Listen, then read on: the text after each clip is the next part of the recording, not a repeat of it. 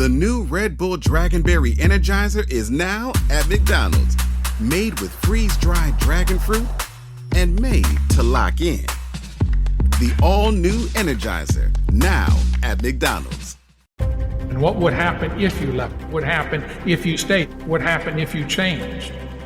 It's up to them to pull themselves out of the victimhood. It's hard to see from a victim standpoint the aspect that everything's a choice. And I move ahead with everything's a choice. Existentialism, that it is a choice. And how you feel about it and what you do about it. Doesn't mean there aren't barriers around you. Doesn't mean the world doesn't want to guide you to a certain end point. But you are in the driver's seat of your life. There's power in knowing who you are. There's not much power in being a zombie and just walking through the world and saying, well, a lot of people do it is they do stuff and they say, I don't think that's it. They do something else. I don't think that's it. Well, what do you think it is? Don't work every vocation in the world, every spot in the world as a null set until you find out what it is. Make a declaration. The leader part is that they're able to bring out those characteristics in others, that consciousness in others. They don't do it by cajoling or by manipulation. That can be done. It can be done for a short term, but it's not a long-term measure. But they actually help people in the discovery, if they're not already awake to who they are, they help them become awake to why they're in this business or organization. And together, that they start to move aggressively towards a vision. That's what differentiates teams, and that's where work spirit comes into play.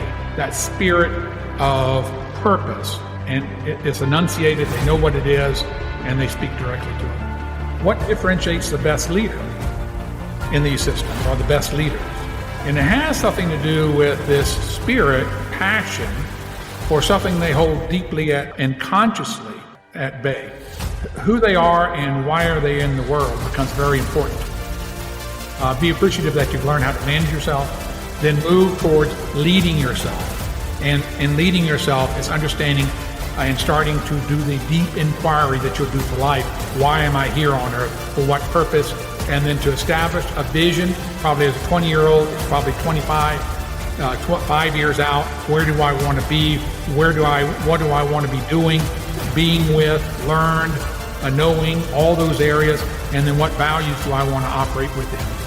So it's really developing that vision, value, and purpose for myself. And then once I have that, then I'd say the last step is start to identify people that I align with on purpose at different levels and start to move with them into the world. Lead yourself before leading others. And this issue of leading yourself is discovering that purpose. And you start by asking the question, why am I here? I'm not talking about in the office or in that organization or in that country, but here on the planet. And that's the only way there is to start. It may be an incomplete answer. It may be a partial, it probably is. Maybe a half-baked answer. But that is much superior to I don't know and I don't want to question. There's this issue of self-awareness coming forth. And Tasha Eurich is a researcher.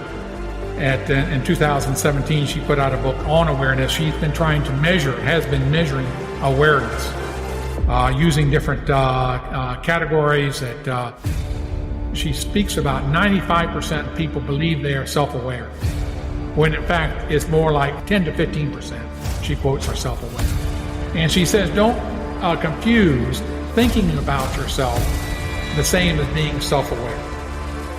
Don't confuse thinking about yourself the same as being self-aware. And what she's trying to bring forth is that the process of working on yourself and bringing you as a being present to you is different than just seeing what your triggers are, or it's different than just seeing what your likes or dislikes, or seeing it's really the hard work of understanding who you are and then start to guide that. And as Marvin and I say, Dr. Washington and I say, lead yourself. Lead yourself before you try to lead somebody. So this issue it's about the team, but it's about me. It's about the team, it's about me. It gets conflicted.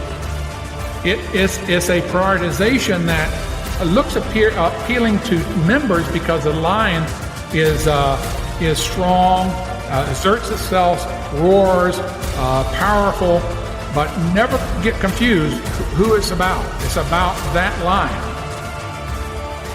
Any publicity don't talk to me about what you did. Let's talk about what I did as a leader.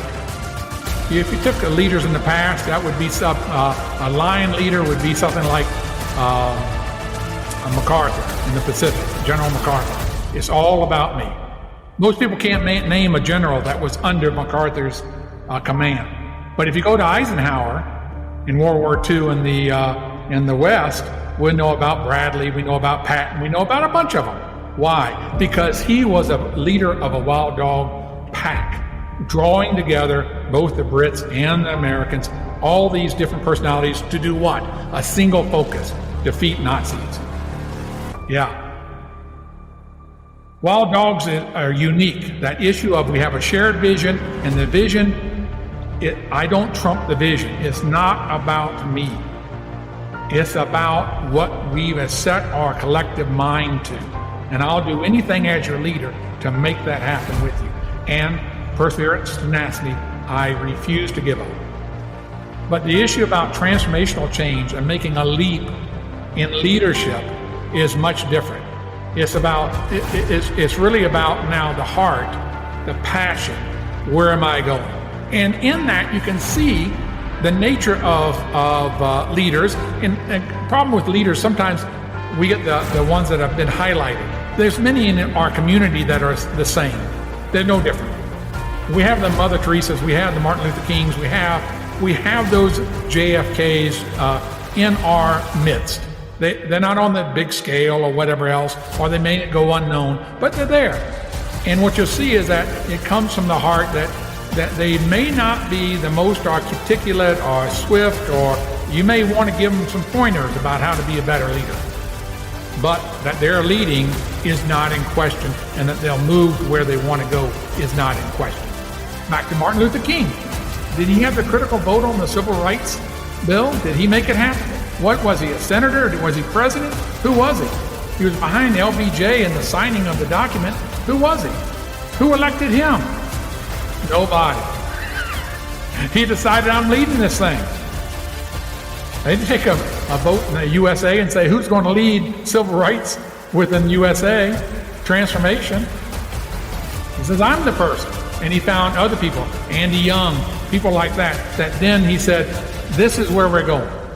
And even though he had trip hazards along the way, that purpose, that drive towards that thing, and even when he went off script a little bit, he went off script in some areas that were black militant, and he regret and came back and said, that's not what I'm here for. When he was popular, he stayed the course. When he was unpopular in '68, talking about the Vietnam War, which a lot of people didn't want him to talk about. I thought we hired him for civil rights. What's he talking about? It all was the same to him. He was going to lead whether the spotlight was on him or not. It's important at any age in life to answer the question, why are you here and what are you about? And it's the essence of leadership.